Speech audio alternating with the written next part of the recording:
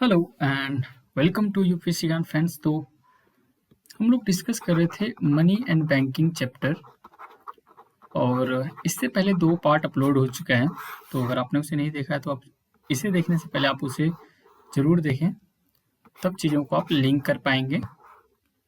Okay, तो अभी हम लोग डिस्कस करेंगे एनबीएफसी। एनबीएफसी का मतलब होता है non banking finance financial companies, इसका फुल फॉर्म है। ओके, एंड अब बात करते हैं कि आखिर ये एनबीएफसी होता क्या है, व्हाट इज इट। सबसे पहला सवाल तो यही आता है कि ये है क्या। तो बेसिकली एनबीएफसी, जैसे कि आप नाम समझते हैं, नॉन बैंकिंग, यानी कि इसके फंक्शंस तो ये बैंक जैसा करता है, पर इसके पास बैंक के लाइसेंस नहीं होते। ठीक है, और ये साथ ही साथ लोन देने का बिजनेस करते हैं, advance and acquisition, selling of shares, bonds, debenture और लीजिंग, इंश्योरेंस, चिट फंड, ये सारे काम करते हैं। इन सब में ये इन्वॉल्व होते हैं। देख सकते हैं आप यहाँ पे, NBFC is a company which is engaged in the business of loans and advances, acquisition, ये सब।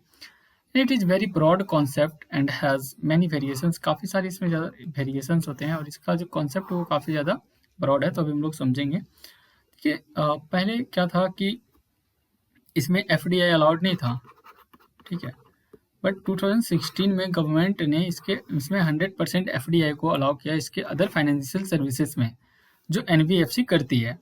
ठीक है, और ये जो एनबीएफसी है ना, तो इसे रजिस्टर्ड किया गया है कंपनीज एक्ट 1956 के तहत। तो ये इम्पोर्टेंट फैक्ट है कि अगर एनबीएफसी से ये सवाल आता है तो आपसे पूछा जा सकता है कि इसे रजिस्टर्ड किस एक्ट के तहत किया गया है। तो ये है 1956 कंपनीज एक्ट का। अब बात है कि एनबीएफसी को रेगुलेट कौन करता है। दूसरा सवाल ये आता है, क्योंकि ये होता है ना, जैसे शेड्यूल्ड बैंक होते हैं तो उसका रेगुलेशन कौन करता है, who regulate.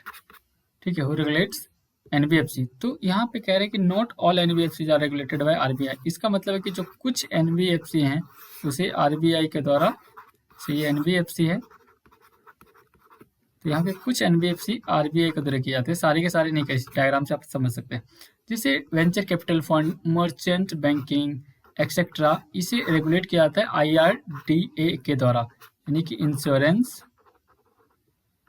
Regulatory development authority के द्वारा किया जाता है। तो आप ये याद रखें कि सारे के सारे एनबीएफसी जो हैं वो आरबीआई के द्वारा रेगुलेट नहीं किए जाते हैं। तो ये इम्पोर्टेंट फैक्ट है, स्टार्ट मार्क, आप इसे नोट जरूर कर लें। ओके,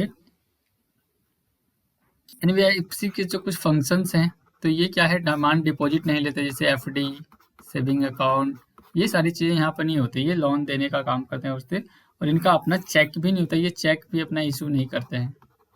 ठीक है, और इनके पास deposit insurance facility of deposit जो है, और क्रेडिट गारंटी कॉर्पोरेशन, ये भी इनके पास अवेलेबल नहीं। जैसे अन्य बैंक में क्या होता है कि आप पैसा जमा करते हैं तो उनका उस डिपॉजिट का इंश्योरेंस होता है, पर एनबीएफसी के साथ यहाँ पे वो चीज़ें ये सब अवेलेबल है नहीं, क्योंकि ऐसी बात है कि डिमांड डिपॉजिट तो एक्सेप्ट ही नहीं करते थे, इसकी तो कोई ज़रूरत ही नहीं है। ठीक है, और इनके पास जो रिजर्व रेशियोज होते हैं, जैसे CRR और SLR जैसी चीज़ें, इनको मेंटेन करना नहीं पड़ता, नो रिक्वायर्ड टू मेंटेन, जो कि आरबीआई के द्वारा प्रेस्क्राइब किया जाता है, क्योंकि सारे के सारे, अभी आपने देखा कि सारे के सारे आरबीआई के द्वारा रेगुलेट नहीं किए जाते हैं। ठीक है, तो ये इसमें के कुछ महत्वपूर्ण बात हैं। और बात करें डिफरेंशिएटेड बैंकिंग की, इससे पहले हमने डेवलपमेंट बैंक हमने डिस्कस किया था। ठीक है,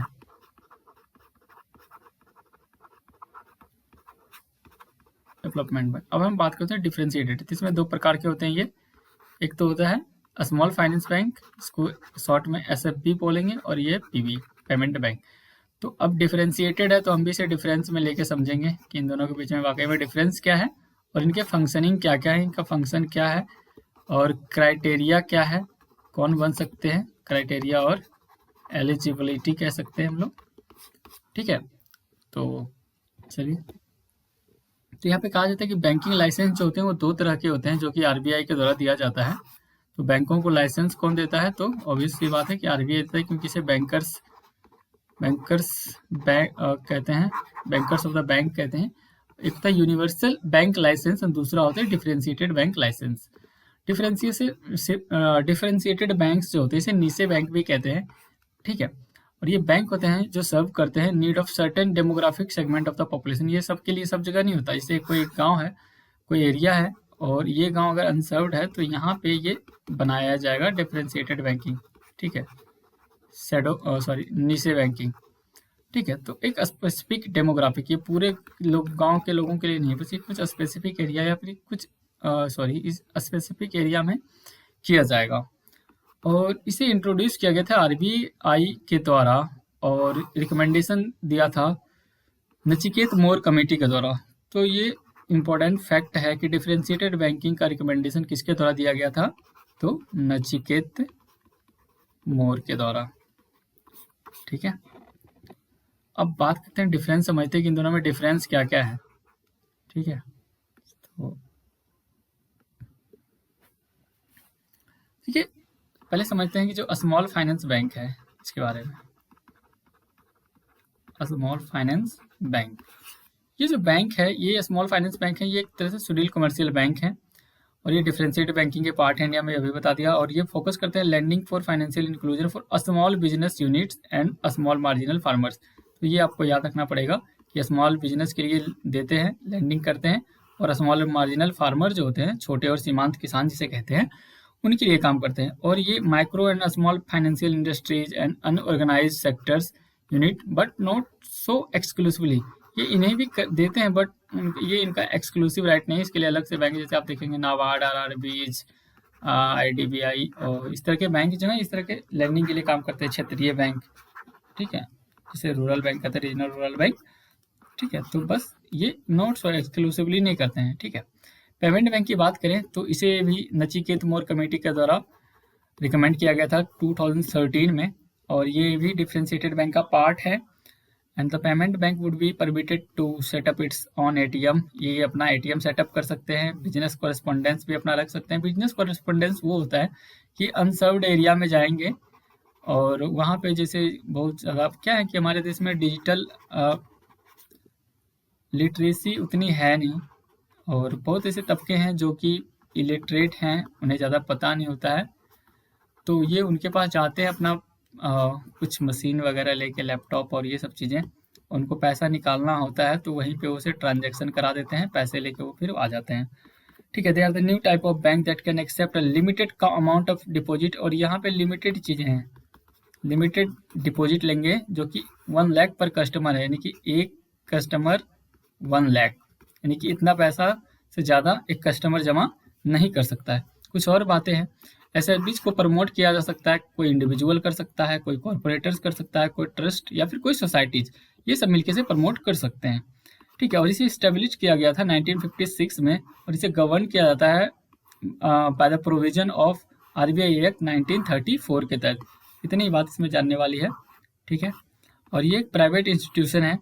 SFB is a private institution that can operate without any restriction in the area, unlike RRBs और local area banks, ठीक है। तो इस पे इसके ऊपर कोई भी रिस्ट्रिक्शंस नहीं है, और जिस तरह RRBs काम करते हैं, लोकल एरिया बैंक काम करते हैं, ठीक है। तो उस तरह से ये काम कर सकते हैं।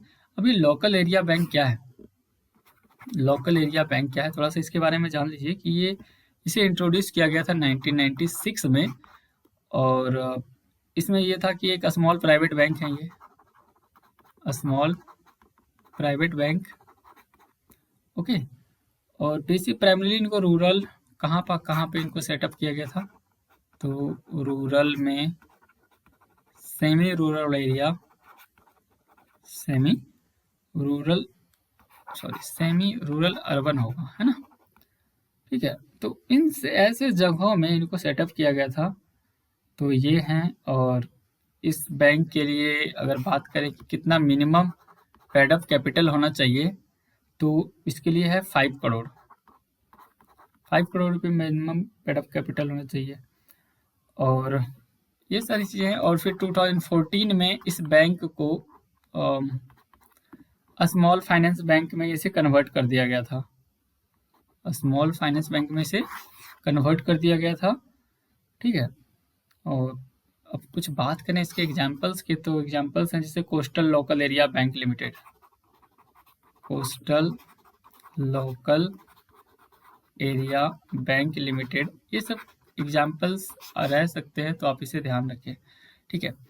और the minimum capital paid up for SFB जो है, अब इसका 100 करोड़ का मिनिमम पेड अप कैपिटल है कि इनके पास 100 करोड़ होने चाहिए, ठीक है। और पेमेंट बैंक की अगर इधर बात करें तो एक्सेप्टेंस ऑफ डिमांड डिपॉजिट, यानी कि ये जैसे आपने देखा कि जो एनबीएफसी हैं, ठीक है, एनबीएफसी जो हैं वो नहीं ले सकते थे अब डिपॉजिट और सेविंग वगैरह, पर ये ले सकते हैं। NRI deposit should be accepted, कर नहीं, एनआरआई डिपॉजिट नहीं हुआ, यानी कोई भी एनआरआई अपने इस अकाउंट में पैसा नहीं डाल सकता है। कैन एक्सेप्ट फिक्स डिपॉजिट, और ये सब वही बात है। नो लैंडिंग एक्टिविटीज, ये लैंडिंग उधार नहीं देते। एक तो 1 लाख रुपया आपका वो है कि मिनिमम एक कस्टमर पे है, और ये सब काम नहीं करते। सिर्फ पेमेंट बैंक आपने सुना होगा, Airtel payment bank, Paytm payment bank, तो वो सब लैंडिंग नहीं देते हैं, सिर्फ डिपॉजिट लेते हैं। अब पैसा लीजिए, पैसा जमा कीजिए, पैसा निकालिए, okay. Allowed insurance of debit card, sorry issuance of debit card, यानी कि डेबिट कार्ड देते हैं, ठीक है, पर क्रेडिट कार्ड नहीं देते हैं। और इनको सीआरआर और एसएलआर मेंटेन करना पड़ता है। एंड साथ ही साथ जो स्मॉल फाइनेंसिंग बैंक हैं, ये भी इनको भी करना पड़ता है आरबीआई के रेगुलेशन के तहत। एग्जिस्टिंग कमर्शियल है जिनका एसएलआर सीआरआर करना पड़ता है। और इसमें फॉरेन इन्वेस्टमेंट भी परमिटेड है in the case of other private sector commercial bank, जिस तरह से है उस तरह से यहाँ भी है। अब इनको कहा गया कि 75% जो इनका क्रेडिट है वो एलिजिबल होना चाहिए क्लासिफिकेशन एज पीएसएल। पीएसएल का मतलब होता है प्रायोरिटी सेक्टर लैंडिंग, ठीक है। प्रायोरिटी सेक्टर लैंडिंग में ये 75% कह रहे हैं कि उनको एक्सटेंड करिए अपने कैपिटल को। और it is mandatory that 25% of its branch shall be in unbanked और रूरल एरिया, रूरल सेक्टर, यानी कि इनका जो ब्रांच है 25% अनबैंक्ड रूरल एरिया सेंटर में होना चाहिए, जहाँ पे कभी बैंक कोई रहा नहीं, ओके, ठीक है। और इस तरह से ये है कि जो पेमेंट बैंक हैं, ये इनको परमिट दिया गया है कि क्रॉस बॉर्डर रेमिटेंसेस जो ट्रांजैक्शन होते हैं उसको हैंडल कर सकते हैं। रेमिटेंसेस ये होते हैं जो बाहर से कमा के लोग पैसा भेजते हैं एक देश से दूसरे देश में, ठीक है। And they can provide mutual funds and other financial products, net banking, mobile banking, ये सारे फैसिलिटीज पेमेंट बैंक से भी मिलेगा, ठीक है। और एसएफबी से रिलेटेड एक न्यू डेवलपमेंट हुई थी कि 2019 में एक आरबीआई के द्वारा लेके आया गया था, जिसका नाम है वन टैप पॉलिसी। तो सीधा सीधा सवाल पूछा जा सकता है कि वन टैप पॉलिसी क्या है। तो एक्चुअली वन टैप पॉलिसी ये है कि इस फैसिलिटी के तहत कोई भी बैंक जो है वो अपना एप्लीकेशन ऑनलाइन दे सकता है, ठीक है, और जिसे आरबीआई एक्सेप्ट करेगा और उन्हें लाइसेंस दे दिया जाएगा। और ये थ्रू आउट द ईयर ये ओपन रहेंगे, थ्रू आउट द ईयर, ठीक है। और ये आरबीआई का है, और ये देंगे बैंक लाइसेंस, सॉरी लाइसेंस, ठीक है। तो ये कुछ है बात, आप इसे याद रखें। अब बात है क्राइटेरिया क्या है। अब मैंने बताया था कि क्राइटेरिया क्या था ऐसे बीच के लिए, इसमें कह रहा है कोई भी इंडिविजुअल हो, प्रोफेशनल्स हो, उनके पास 10 ईयर का एक्सपीरियंस होना चाहिए फाइनेंस में, या फिर नॉन बैंकिंग फाइनेंस कंपनी में, माइक्रो फाइनेंस कंपनीज में, लोकल एरिया बैंक्स में, और वो एलिजिबल होंगे इसको सेटअप करने के लिए। Minimum capital minimum paid up equity जो होगा यहाँ पे भी 100 करोड़ है फॉर स्मॉल फाइनेंस बैंक्स के लिए, ठीक है, इतना होगा, ठीक है। और इनको भी as per RBI norm CRR और एसएलआर मेंटेन करके रखना पड़ेगा। देखिए अगर आपको इसमें कोई कंफ्यूजन है कि सीआरआर एसएलआर क्या होता है, तो आप हमारे चैनल के इकोनॉमी के प्लेलिस्ट में जाएंगे, आपको वहाँ पे टर्मिनोलॉजी वाले में ये सारी चीज़ें समझाई हुई है, तो आप वहाँ से देख सकते हैं। उनमें कहा था कि at least 50% of its loan portfolio should be constitute loans and advances and, ठीक है। तो जो टोटल पेड अप कैपिटल इसका 50% जो होगा वो लोन पोर्टफोलियो के लिए होगा, एंड एडवांसेस ऑफ 25 लाख रुपये, 25 लाख रुपीज़ एडवांसेस के लिए होंगे। तो क्या ये ज़रूरी है? हाँ, स्टेटमेंट में रह सकता है, तो आप थोड़ा याद रख सकते हैं, इसे थोड़ा सा नंबर है, ठीक है। This will be primarily undertaken basic banking activities, acceptance of deposit and lending, to unserved and underserved section. तो इनका जो प्राइमरीली ये बेसिक बैंकिंग एक्टिविटीज है वो है कि जो अंडरसर्व्ड और अनसर्व्ड, अनसर्व्ड यानी कि जहाँ पे कुछ था नहीं, अंडरसर्व्ड है मतलब है पर पूरा नहीं है, ठीक है, इसे ये कह सकते हैं, ऐसा है, ठीक है, इस तरह की चीजें समझ सकते हैं आप, ठीक है, पूरा नहीं है, अंडरसर्व्ड का मतलब यही होता है, ठीक है। तो ये बात आप समझ गए कि अंडरसर्व्ड और अनसर्व्ड क्या होता है। अब बढ़ते आगे हम लोग, इंडिया का पोस्ट पेमेंट बैंक क्या है, तो इसे जानते हैं कि इसे सेटअप किया गया था 2017 में, और ये पब्लिक लिमिटेड कंपनी है और जो डिपार्टमेंट ऑफ पोस्ट के अंडर आता है, डिपार्टमेंट ऑफ पोस्ट के, और 100% गवर्नमेंट का इक्विटी है इसमें, ये महत्वपूर्ण है, ठीक है। लगता है कि ऐसा प्राइवेट लिमिटेड है तो पब्लिक लिमिटेड है, तो यहाँ से समझ जाना चाहिए। एंड आईपीवी जो है, आईपीपीबी, ये डिमांड डिपॉजिट ऑफर करते हैं, such as current accounts up to balance of 1 lakh rupees के लिए ये देते हैं, और ये एक टाइप ऑफ पेमेंट बैंक है, तो ये याद रखिए। अब अभी से कुछ 2016 में, मेरे ख्याल से 2016 में बैंकों की हालत ख़राब हो रही थी काफ़ी, एनपीए और इस तरह से स्टेट लोन और माल्या नीरव मोदी टाइप के लोगों का, जब इस तरह से कह सकते हैं कि जियांट इंडस्ट्रियलिस्ट थे और काफ़ी ज़्यादा बैंकों को नुकसान पहुंचा, तो गवर्नमेंट ऑफ इंडिया ने स्टेप उठाए जिसका नाम दिया इंद्रधनुष, इंद्रधनुष मिशन लेके आए। इंद्रधनुष में कितने कलर होते हैं? 7 कलर होते हैं। तो यहाँ पे 7 स्टेप्स उन्होंने उठाए। तो उन्होंने कहा कि एक बैंक बोर्ड ब्यूरो का गठन करेंगे, ठीक है। फिर दूसरा कहा कि कैपिटलाइजेशन करेंगे बैंकों का, तो ये सब समझेंगे एक एक करके। फिर कहा कि डी स्ट्रेसिंग है, उस पर फोकस करेंगे, अपॉइंटमेंट्स में चेंजेस लाएंगे, गवर्नेंस को सुधारेंगे, एम्पावरमेंट करेंगे, ठीक है, और अकाउंटेबिलिटी को भी इंश्योर करेंगे। तो एक एक करके जानते हैं कि ये मतलब इनका क्या होता है। बीबीबी, तो देखिए बीबीबी का मतलब होता है बैंक बोर्ड ब्यूरो, और ये पीजे नायक कमेटी के द्वारा रिकमेंड किया गया था 2016 में। एक सेकेंड,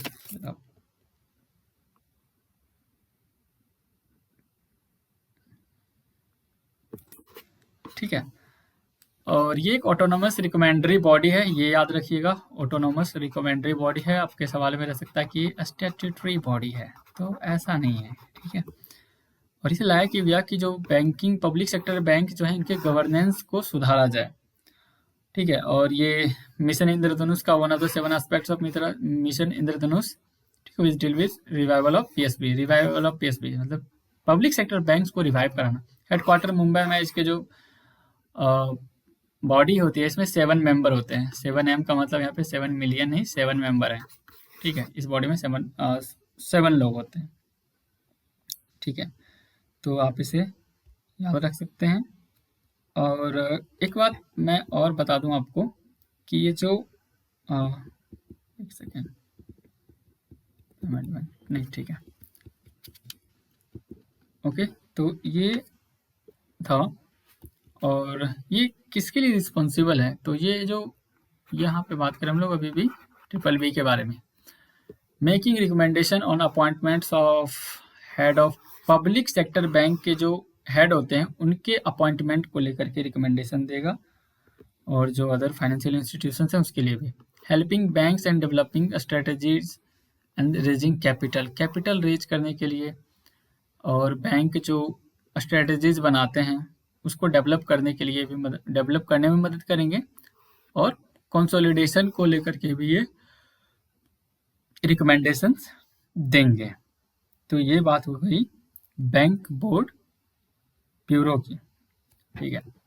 अब जो दूसरा टर्मिनोलॉजी है ये हमारा है NPCI। तो NPCI का मतलब होता है national payment corporation of India. सवाल इससे ऑलरेडी 2018 के प्रीलिम्स में भी आ चुके हैं। तो जो सवाल आए वो तो रिपीट नहीं होगा, पर सवाल यहाँ से दूसरे सवाल बन सकते हैं। ये एक अम्ब्रेला ऑर्गेनाइजेशन है, और रिटेल पेमेंट को ऑपरेट करने के लिए और सेटलमेंट करने के लिए इंडिया में से लाया गया, और ये एक RBI का इनिशिएटिव है, ठीक है, RBI और इंडियन बैंक्स एसोसिएशन IBA का। तो इसे लाया गया under the provision of payment and settlement system act 2007 के तहत इसे सेटअप किया गया for creating a robust payment and settlement infrastructure, क्योंकि जो ऑनलाइन पेमेंट हम लोग करते हैं उसके लिए एक रोबस्ट इंफ्रास्ट्रक्चर को डेवलप करने के लिए, एक मजबूत ढांचा बनाने के लिए, ठीक है। और it has been incorporated as a not for profit company है ये याद रखिएगा। ये नॉट फॉर, ये सब कीवर्ड है और यही सब कीवर्ड आपके सवाल को गलत भी करा सकते हैं, अगर आपको याद है तो सही भी करवा सकते हैं, ठीक है। और ये जो कंपनी है वो फोकस करती है bringing innovations in retail payment system through the use of technology for achieving greater efficiency in operations and widening the reach of payment system. Simple शब्दों में ये कहें कि जो हम लोग अभी पेमेंट करते हैं यूपीआई और इस तरह की चीज़ों से, तो ये क्या है, ये एक इनोवेशन ही तो है, ठीक है। तो ये बेसिकली इन चीज़ों पे फोकस करते हैं ताकि एफिशिएंसी ज़्यादा से ज़्यादा बढ़े और सर्विसेज जो हैं वो सिमलेस हो जाएं, ठीक है। टाइम जो है वो कम लगे, यानी कि फास्टर सर्विसेज होंगे, तो इससे इकोनॉमी को ग्रो करने में भी मदद मिलता है।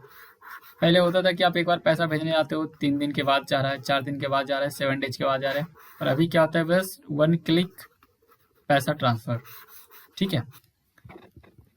अब इसके कुछ प्रोडक्ट हैं जो एनपीसीआई के अंडर आए हैं, जैसे यूपीआई जो हम लोग यूज करते हैं, चाहे आप वो गूगल पे यूज करते हैं, फ़ोन पे यूज कर रहे हैं, या फिर भीम तो अलग है, ठीक है। तो ये और भी इसके जैसे हैं पेपल, ठीक है, बहुत सारे हैं। रुपे कार्ड, बेसिकली ये डेबिट कार्ड देखते होंगे आप, रुपे, ठीक है। 99 हैश जो है 99 हैश, ये क्या है, ये एनपीसीआई ने ही लॉन्च किया है और ये एक यूएसएसडी नंबर है। यूएसएसडी का मतलब होता है unstructured supplementary service data, supplementary,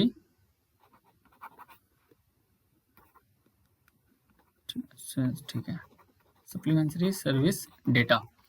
तो जिस नंबर जो भी आपका कोई XYZ नंबर आपके अकाउंट नंबर में लिंक किया हुआ है, उसी नंबर पे आप हैश स्टार हैश ये 99 हैश डायल करेंगे तो आप यहाँ से अपने बैंक की जानकारी ले सकते हैं, बैलेंस चेक कर सकते हैं, ठीक है। और जो भी इंफॉर्मेशन चाहते हैं आप वहाँ से चेक कर सकते हैं बिना किसी इंटरनेट के। फिर भीम ऐप आया, फिर BBPS Bharat bill payment system लाया गया था, ठीक है। तो ये सब देखिए, ये सब के सब एनपीसीआई के द्वारा डेवलप किया गया है, तो इसे आप याद रखेंगे, ठीक है। और जो ये यूपीआई है, इसमें आप याद रखें कि यूपीआई जो है ये मनी ट्रांसफ़र करता है बिटवीन 2 बैंक अकाउंट्स, ठीक है बाय यूजिंग, और आरबीआई रेगुलेट करता है इसको, और ये एक इमीडिएट पेमेंट सर्विस है, IMPS, ठीक है। और यूपीआई का एक फ़ायदा ये है कि आप इसे डायरेक्ट किसी भी इंटर ऑपरेबिलिटी है, कि ऐसा नहीं है कि फ़ोन पे है तो फ़ोन पे से सिर्फ फ़ोन पे में पैसा जाएगा, ये बात सही है, लेकिन वैसे भी आप इसे अकाउंट में डायरेक्ट अकाउंट नंबर डाल के भी पैसे ट्रांसफ़र कर सकते हैं, ठीक है, कहीं भी। तो ये चीज़ें हैं, हालांकि इंटर ऑपरेटिबिलिटी नहीं है, जैसे कि पेटीएम है तो पेटीएम से आप गूगल पे में पैसा नहीं भेज सकते, लेकिन इसमें ये सर्विस हैं कि आप अगर पेटीएम से पेटीएम भेजते हैं और किसी अकाउंट में भेजना हो डायरेक्ट, तो अकाउंट में भी भेजा जा सकता है, ओके। और अब बात करते हैं BBPS, ये भी एक इंटीग्रेटेड बिल पेमेंट सिस्टम है। It is integrated bill payment system, ठीक है। तो इसमें है कि कस्टमर जो है ऑनलाइन और अपने नेटवर्क एजेंट के थ्रू भी वो पैसे ट्रांसफ़र कर सकते हैं, ठीक है, ओके। अब देखते होंगे भारत में जैसे एक QR कोड रहता है, उसमें आप गूगल पे, अमेजन पे, फ़ोन पे सबसे कर लेते हैं, तो ये वही है एक्चुअल में, ठीक है। फिर है नाच, नेशनल ऑटोमेटेड क्लियरिंग हाउस। नाच क्या है कि इसे लॉन्च किया गया था, it's been launched for bank के द्वारा, बैंक के लिए इसे लॉन्च किया गया था, और जो फाइनेंशियल इंस्टीट्यूशन होते हैं उनके लिए, कॉर्पोरेट्स और गवर्नमेंट, इन सब के लिए, कि ये एक वेब बेस्ड, क्यों ऑटोमेटिक, ओके, ये मतलब ये कह सकते हैं कि एक वेब बेस्ड पोर्टल है ये, ठीक है, और जो कि फैसिलिटेट करता है inter bank high volume electronic transactions, ठीक है, ई ट्रांजेक्शन, और इस तरह की चीज़ें करता है। और ये कंसोलिडेट करता है मल्टीपल इसके सिस्टम जो होते हैं उसको पूरे इंडिया में, और ये एक फ्रेमवर्क प्रोवाइड करता है harmonisation of standard and practices. कई बार आप देखते होंगे कि जैसे कहीं पे लेटर का सर्विस रहता है तो उसमें कहता है कि आप पे कीजिए और अपने अकाउंट में पैसा डालिए और ऑटोमेटिक उतने पैसे डिडक्ट कर लिए जाते हैं। तो बेसिकली ये वो सर्विस है। तो बेसिकली इसमें आपको याद ये रखना कि ये सारे के सारे प्रोडक्ट एनपीसीआई के हैं। आपसे पूछा जा सकता है कि इनमें से कौन सा एनपीसीआई का प्रोडक्ट नहीं है या फिर कौन सा है, ठीक है। यहाँ पे दो तरह से सवाल आ सकते हैं। अब बात करते हैं एटीएम। एटीएम का फुल फॉर्म क्या होता है आप सबको पता होगा, बचपन से रट रहेंगे, ऑटोमेटिक टेलर मशीन, ठीक है। तो इसके टाइप अलग अलग होते हैं, white level, brown level, green level, orange level, ये आप पढ़ लीजिए। वैसे संभावना कम है कि सवाल पूछे जाए। तो व्हाइट लेवल जान लीजिए कि व्हाइट लेवल वैसे जो बैंक है ये इसका जो ऑनर होता है वो नॉन बैंकिंग एंटिटी होते हैं। जैसे आप देखते होंगे कहीं पे रिलायंस एटीएम, इस तरह की चीज़ें। इसका मतलब क्या है, ये प्राइवेट ऑनरशिप जो होता है वो व्हाइट लेवल एटीएम होते हैं, ठीक है। ब्राउन लेवल कौन थे तो आप इसे पढ़ लीजिए या फिर स्क्रीनशॉट कर सकते हैं इसे, ठीक है। तो ये अपना इधर ये डेबिट कार्ड है, ये कैसे फंक्शन करता है, इसमें क्या क्या फायदे होते हैं ये आप देख सकते हैं। स्मार्ट कार्ड क्या होता है आप देख सकते हैं कि कंटेंट इसमें चिप करता है, और स्मॉल पेमेंट के लिए इसको यूज किया जाता है। बेसिकली जैसे कहीं पे कॉफ़ी पी लिए, चाय पी लिए, तो वहाँ पे ये इस तरह के कार्ड को इस्तेमाल किया जा सकता है। नेक्स्ट है point of sale, POS machine भी कहते हैं इसको। और इसमें आपने देखा होगा कि आप मॉल जाते हैं और कई अब तो छोटे व्यापारी भी जो होते हैं वो भी ये मशीन रखते हैं, और इसमें एक तरह से आपको अपना कार्ड स्वाइप करना होता है और अपना पिन डालते हैं आप एटीएम का, और जितना आपका बिल होता है उतना वो पैसे उसमें एंटर किए जाते हैं और फिर उतना पैसा आपके अकाउंट से कट जाता है। बेसिकली ये मशीन है पॉइंट ऑफ सेल, ठीक है। ये कंप्यूटराइज्ड है, होता है ये कंप्यूटराइज्ड रिप्लेसमेंट है ये। इसमें कैश रजिस्टर की जरूरत भी नहीं पड़ती, डायरेक्ट वहाँ से फिर आपको एक स्लिप मिलेगा बिल का। तो इस तरह से होता है। मर्चेंट डिस्काउंट रेट पूछा गया यूपीएससी में, लेकिन इसमें कुछ चेंजेज आए वो जान लेते हैं कि ये एक फ़ी है जो मर्चेंट पे करता है बैंक को जब वो पेमेंट लेता है अपने कस्टमर से बाय डिजिटल मीन्स, ठीक है, चाहे वो एटीएम कार्ड से ले और यू। तो इस तरह से उसको मर्चेंट डिस्काउंट रेट बोलते हैं। और इसे 2019-20 से अब कह रहा है, ऐसा कहा गया कि कोई भी एमडीआर चार्जेस नहीं लगेंगे ट्रांजैक्शन जो भी किया जाएगा, चाहे वो रुपए हो, भीम हो, यूपीआई प्लेटफॉर्म से, तो इसमें कोई एमडीआर चार्ज नहीं दिया जाएगा। तो ये एक न्यू डेवलपमेंट है।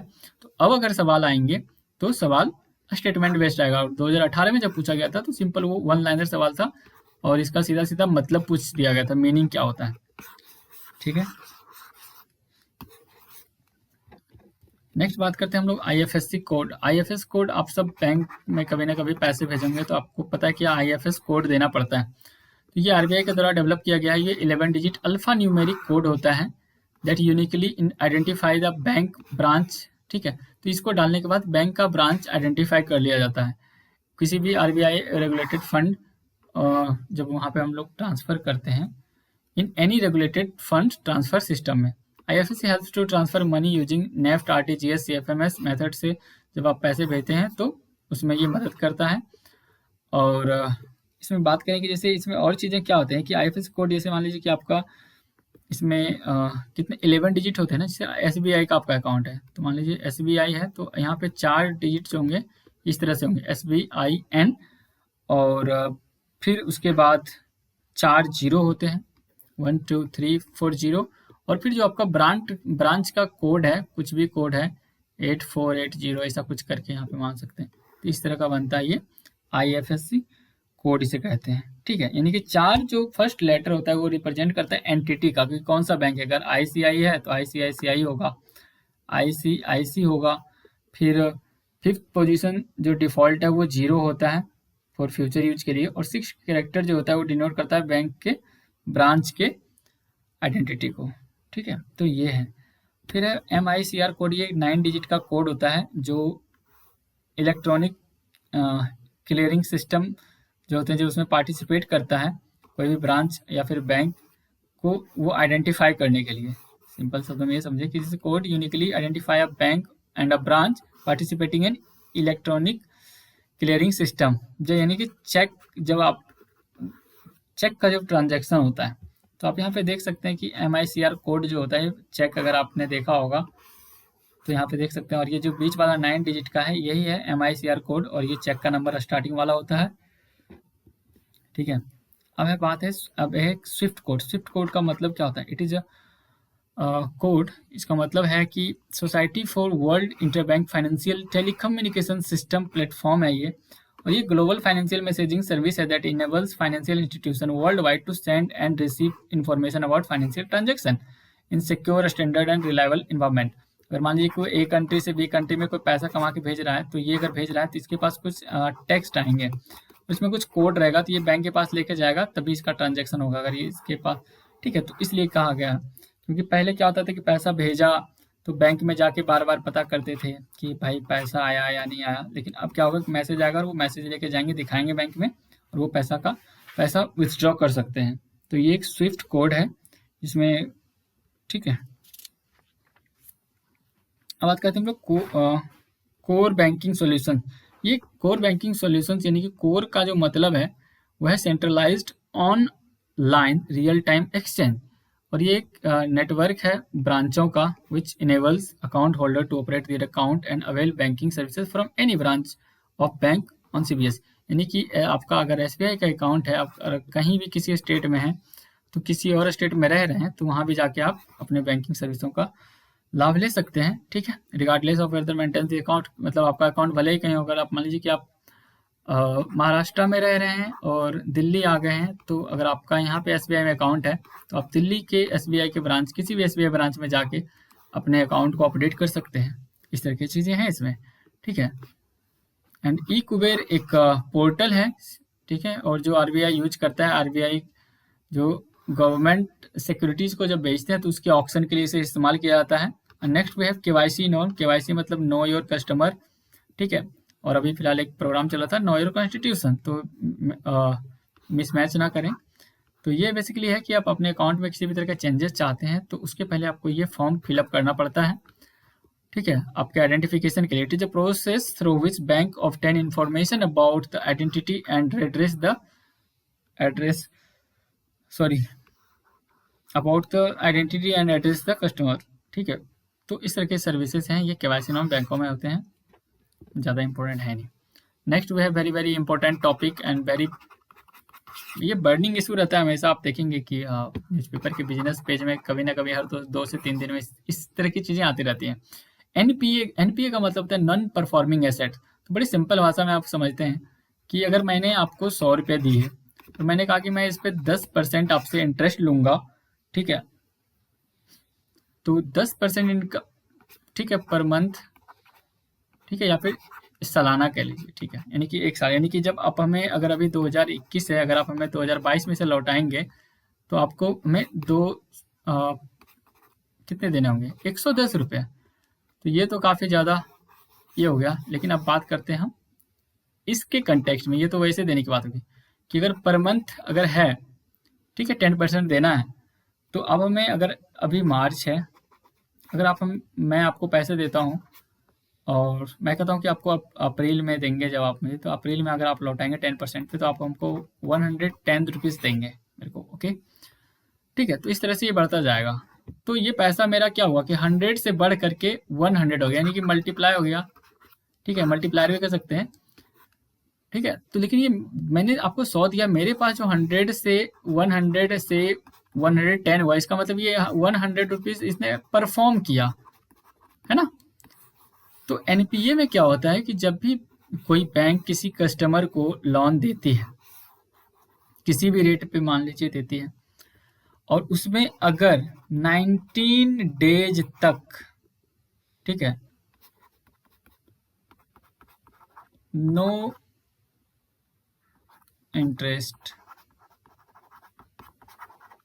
पेमेंट, 19 डेज तक कोई इंटरेस्ट पे नहीं करता है वो, तो ऐसे जो लोन होते हैं, एसेट्स होते हैं, ठीक है, तो इसे NPA डिक्लेयर कर दिया जाता है बैंकों के द्वारा।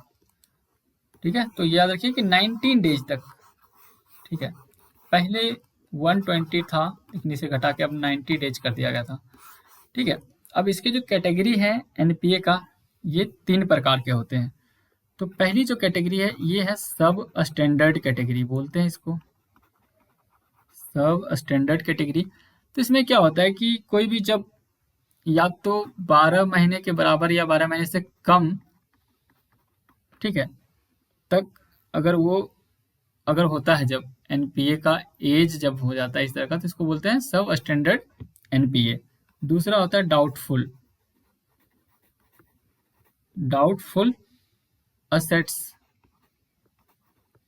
तो इसमें क्या होता है, जब एनपीए का एज यानी कि उसकी उम्र जो होती है वो 12 मंथ से ज़्यादा हो जाती है, तो इसको बोलते हैं डाउटफुल हो गया।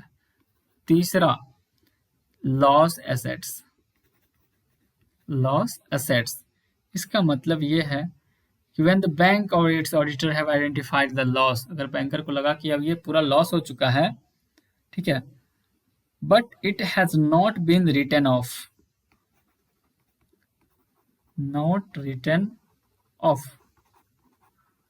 रिटर्न ऑफ का मतलब होता है कि जब देखता है कि कोई बैंक अगर नहीं चुका पा रहा है कोई जो कस्टमर है, तो वैसे बैंक को रिटर्न ऑफ कर दिया जाता है, यानी कि सारे अकाउंट से उसे हटा दिए जाते हैं, डेटा से समाप्त कर दिया जाता है। ठीक है, तो इस तरह का ये 3 टाइप होता है एनपीए का। अब इसका जो इम्पैक्ट है, ओवरऑल इम्पैक्ट क्या होता है? ऑब्वियस सी बात है कि निगेटिव इम्पैक्ट ही होंगे। अगर बैंक इसी तरह देता रहा, सब लेके भागते रहे, तो बैंक के पास फंड की कमी हो जाएगी, स्कैरसिटी ऑफ फंड हो जाएगी, बैंकों का जीवित रहना मुश्किल हो जाएगा, कैसे चलेंगे वो, टफ टू सर्वाइव। ठीक है, the shareholder of the bank will lose a lot of money as banks themselves will find it tough to survive in the market, market में सर्वाइव नहीं कर पाएंगे। तीसरी बात है कि बहुत ज़्यादा इनका जो ओवरऑल डिमांड होता है, डिमांड इनका हर्ट होगा। चौथा बात है कि इंटरेस्ट रेट जो हैं वो सूट अप होंगे। ठीक है, तो ये जो क्राइसिस है, it leads to a crisis of confidence का क्राइसिस आता है मार्केट में, और इंटरेस्ट रेट जो है वो सूट अप होते हैं, which directly impact the investor wish to take loan for setting up for industrial product. तो काफ़ी ज़्यादा इंटरेस्ट रेट जब होगा तो लोन कैसे लेंगे लोग? तो ये चीज़ें हैं। Lower economic growth and higher inflation, economic growth, और ऑब्वियस सी बात है कि जब इसकी लैंडिंग कैपेसिटी कम हो जाएगी, इंटरेस्ट रेट बढ़ा देंगे, तो लोग कम लोन लेंगे, तो ग्रोथ तो अफेक्ट होगा ही, और इन्फ्लेशन भी ज़्यादा होगा। तो ये बेसिकली इम्पैक्ट है। सब पूछा जा सकता है सवाल, रीजन क्या है जो इस तरह के एनपीए का राइज होने का रीजन क्या है? तो पहली बात तो ये है कि जो failing debt servicing ability of Indian firms, जो इंडियन फर्म्स हैं तो उनकी जो डेट सर्विसिंग है ना, डेट देने का जो सर्विस है, और उनमें वो कमज़ोर पड़ जा रहे हैं। ठीक है, डेट सर्विसिंग एबिलिटी जो है वो उसमें वो फेल हो रहे हैं। दूसरी बात है कि lack of due diligence and background check by PSPs before giving loans. इसका मतलब ये है कि जब लोन देते हैं और उसके वो जो असेट होता है उनका क्लासिफिकेशन सही से नहीं होता है, इनकरेक्ट क्लासिफिकेशन होता है। तो ये भी चीज़ें कि बिना बैकग्राउंड जाने आप किसी की औकात है 1000 की और आप उसे 1 लाख रुपए लोन दे रहे हो, तो ये ओवर लेवरेजिंग हो रहा है ना। ठीक है, तो ये चीज़ें हैं। Review of decision by vigilance committee prevents strong decision making. तो जो इस तरह की चीज़ें हैं जो डिसीजन मेकिंग कमेटी जो होती है, विजिलेंस कमेटी, वो स्ट्रॉन्ग डिसीजन लेने से रोकते हैं। तो ये भी नहीं, इससे इससे भी कहीं ना कहीं कि आप सख्त ज़्यादा नहीं हो सकते, तो फिर जब आप सख्त नहीं होंगे तो फिर कैसे काम चलेगा, आप कैसे रिकवर कराएंगे loan? Delay in project implementation, implementation project का जो इम्प्लीमेंटेशन उसमें काफ़ी डिले होता है। Banks do not have a large buffer set. ठीक है, तो बैंकों के पास उतना बड़ा बफर नहीं है कि आप उतना ज़्यादा अगर उनको ट्रेमर वो सह सकें। ठीक है, तो ये भी रीजन है, बैंक डूब जाते हैं कई बार। अभी देखा होगा आपने, पीएमसी बैंक डूबा था महाराष्ट्र में। ठीक है, अब सरकार ने क्या किया, सरकार ने लाया स्कीम, इसको सुधारना कैसे है। ठीक है, तो एक लेके आई S/25 स्कीम। ठीक है, 2014 में इसे लेके आई थी सरकार, और इसके तहत बेसिकली कहा यह गया था कि ये रिफाइनेंस करेंगे। Refinance was done at a higher rate of interest rate so that bank could preserve the net present value of the loan amount. तो काफ़ी ज़्यादा इसमें रिफाइनेंस किए गए थे, तो बस इतना याद रखेंगे आप। स्ट्रेटेजिक डेट रीस्ट्रक्चरिंग, ठीक है। तो इसमें ये ऑब्जर्व किया गया है कि जो बायर्स जो हैं और उनके बीच जो डिसएग्रीमेंट है वैल्यूएशन को लेकर के, और उसके इम्प्लीमेंटेशन में भी काफ़ी ज़्यादा चैलेंजेस हैं, ठीक है। तो जो बैंक ने लोन दिया है किसी कॉर्पोरेट बोरोवर को, तो उनके पास to get the right to convert the complete और part of their loans into equity share in the loan taken by company. तो इसमें कि किसी भी तरह से जो भी बन पड़े आप, ठीक है, तो उसको आप उसमें कन्वर्ट कीजिए अपने इक्विटी शेयर में, ठीक है, जिस कंपनी में लोन लिया है। आप देख सकते हैं रीस्ट्रक्चर करिए कैसे भी करके। असेट्स क्वालिटी रिव्यू करेंगे, 2015 में ये स्कीम लेके आई गवर्नमेंट, ठीक है, और ये भी 2015 में ही आया था। तो असेट्स क्वालिटी रिव्यू में ये कहा गया था कि to classify stressed assets and undertaking provisioning for them so as to secure the future of banks, ठीक है। तो इसमें बैंकों के फ्यूचर को आप जैसे क्या है कि अब रिव्यू तो करना पड़ेगा कितने एसेट्स हैं, और ताकि जो बैंक है उसका फ्यूचर बेहतर हो, आगे चल के अच्छे से उस चीज़ों की प्लानिंग की जाए और इम्प्लीमेंटेशन की जाए।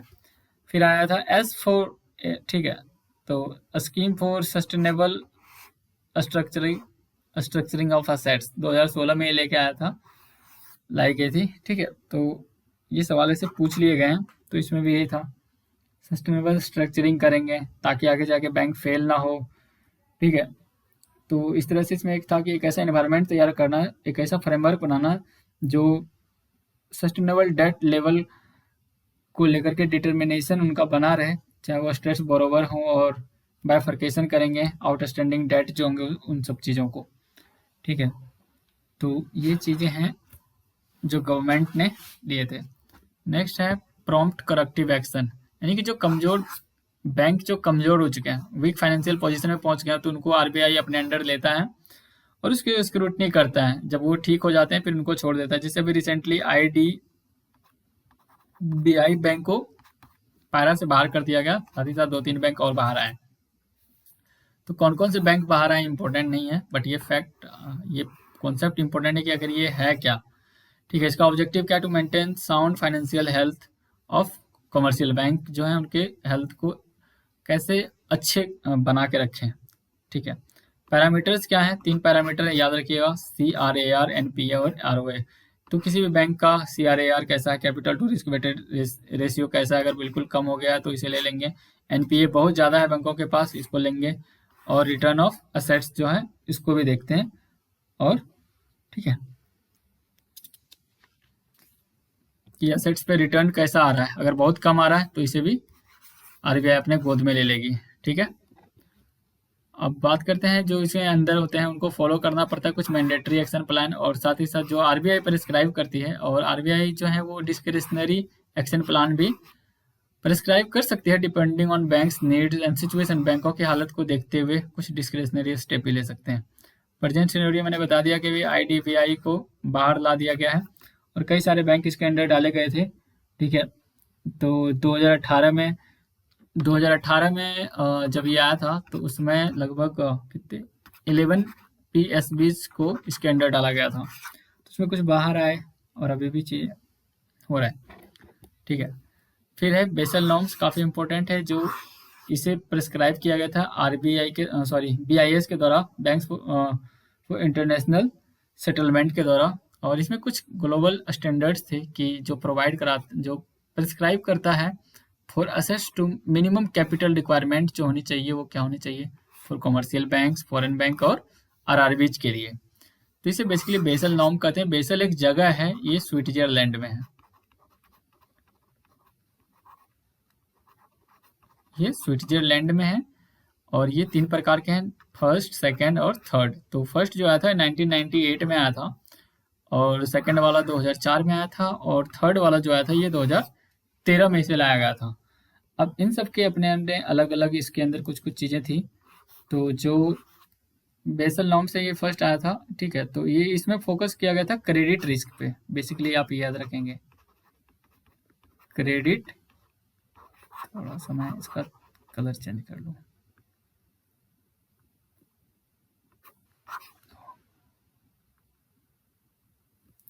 ठीक है, तो इसमें फोकस किया गया था क्रेडिट रिस्क पे फोकस किया गया था।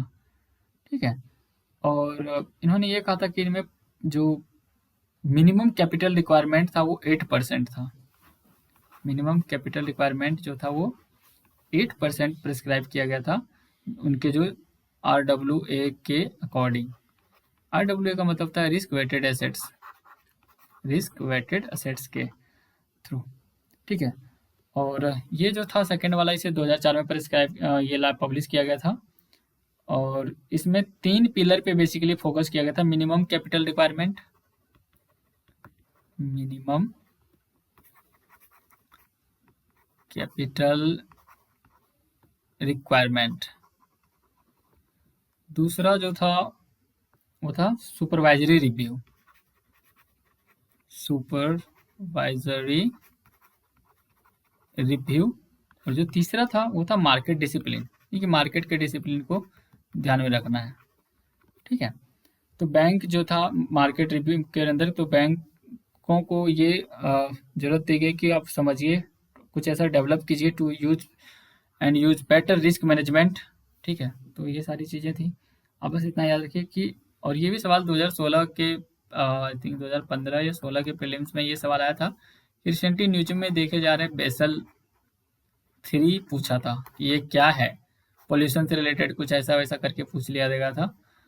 तो सवाल आए हैं, सवाल आगे भी आ सकते हैं, कुछ दूसरे तरह से सवाल आ सकते हैं, तो उसके लिए आप तैयार रहें।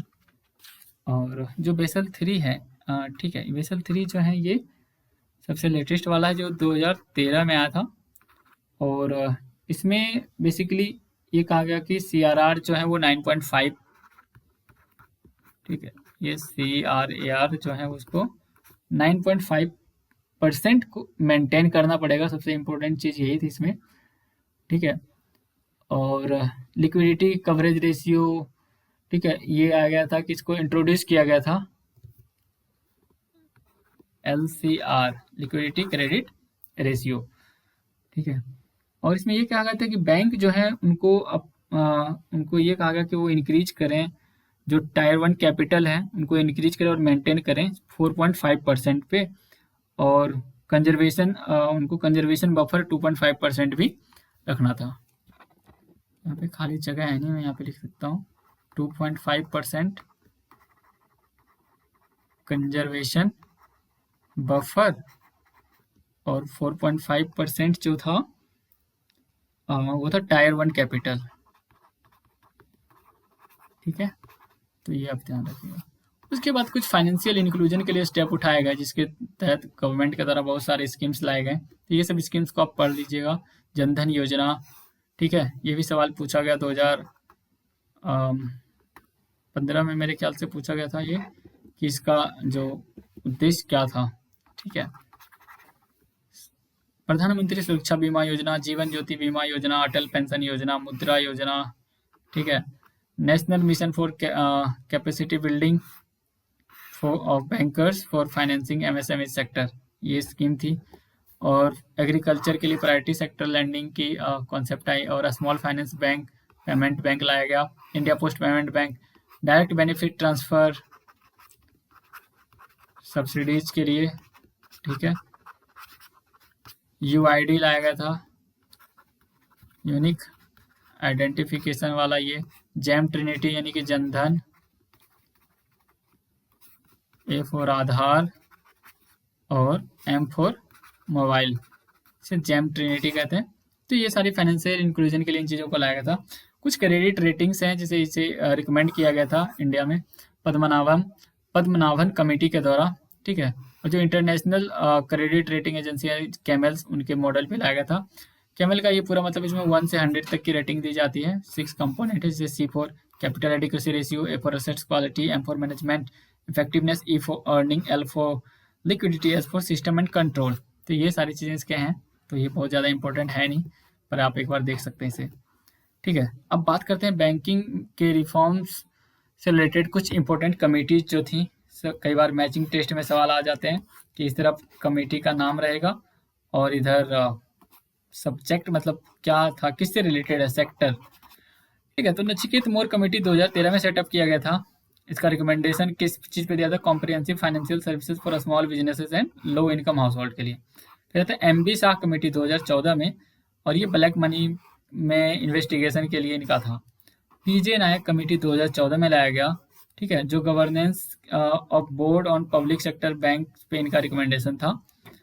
कुछ और है, आप यहाँ पे देख सकते हैं। जसबीर सिंह कमेटी 2015 में आया, तो आप इसे एक बार पॉज करके आप पढ़ लीजिए, इसमें कुछ समझाने जैसा कुछ है नहीं। बट हाँ, जो लेटेस्ट अभी है ये देख सकते हैं यहाँ पे 2019 से अभी के बीच में कितने कमेटियाँ हैं। जैसे नंदन नीलकानी कमेटी डिपेंडिंग ऑन ये डिजिटल पेमेंट से है। TN Manoharan committee improving secondary market for corporate loans हैं। तपन राय कमेटी 2019 में आया था इन्वेस्टमेंट कंपनीज के लिए, उसके फ्रेमवर्क को स्ट्रेंथन करने के लिए। फिर विजय कन्नन कमेटी आया था, जो ATM इंटरचेंज फी स्ट्रक्चर जो होता है। तो ये सारी चीज़ें आपको सीधा रटना पड़ेगा, इसमें कोई शॉर्टकट और समझने जैसे कोई चीज़ नहीं है, ठीक है। अब बात करते हैं नेशनल स्ट्रेटजी फॉर इंक्लूजन। ये RBI के द्वारा लाया गया, अनाउंस किया गया था 2020 में। इसमें यह है कि ये कहा कि it identifies financial inclusion as a key driver of economy.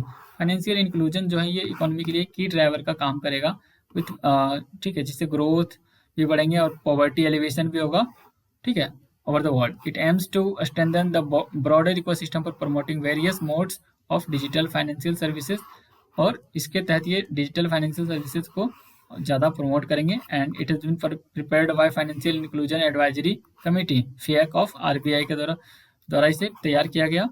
और RBI ने 6 मेजर स्ट्रेटेजिक ऑब्जेक्टिव को आइडेंटिफाई किया है फॉर फाइनेंशियल इंक्लूजन।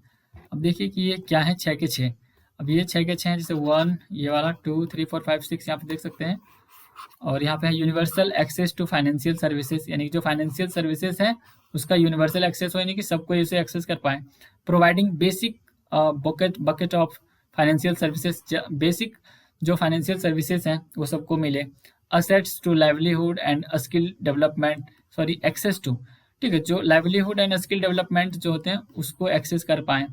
चौथा जो है वो है फाइनेंशियल लिटरेसी एंड एजुकेशन, इसको प्रमोट करेंगे। 5वां है customer protection and grievances redressal, यानी कि कस्टमर को अगर बैंकिंग से रिलेटेड कोई भी कंप्लेंट रहती है तो आप उसे जल्दी से जल्दी ये रिड्रेस करेंगे, उसके लिए ग्रीवेंस रिड्रेसल बनाया जाएगा। लास्ट है इफेक्टिव कोऑर्डिनेशन, यानी कि प्रभावी कोऑर्डिनेशन होना चाहिए आपस में, ठीक है। तो to make financial services available, accessible and affordable to all the citizen in a safe and transparent manner, to support inclusive and resilient multi stakeholder led growth. तो यहाँ पे आप देख सकते हैं, ठीक है। Leveraging technology and adopting multi stakeholder approach for sustainable financial education. तो ये सारी चीज इंक्लूजन, फाइनेंशियल इंक्लूजन के लिए एक मल्टी स्टेक होल्डर अप्रोच तो अपनाना पड़ेगा, ठीक है। तो ये आप याद रखिएगा, बेसिकली इसमें चीज़ें पूछे जा सकते हैं, ये किसके द्वारा तैयार किया गया और इसका ऑब्जेक्टिव क्या, कौन से स्ट्रेटेजिक ऑब्जेक्टिव हैं, तो इसे एक बार देख लेंगे आप। और हमारे चैनल पे ये सारे कोर्सेज भी चल रहे हैं, तो आप प्लेलिस्ट में जाके इसे चेकआउट कर सकते हैं। एंड वीडियो अच्छा लगा है तो आप इसे अपने दोस्तों के साथ शेयर जरूर करें और चैनल को सब्सक्राइब कर लें। Thank you very much for listening me. Have an awesome day.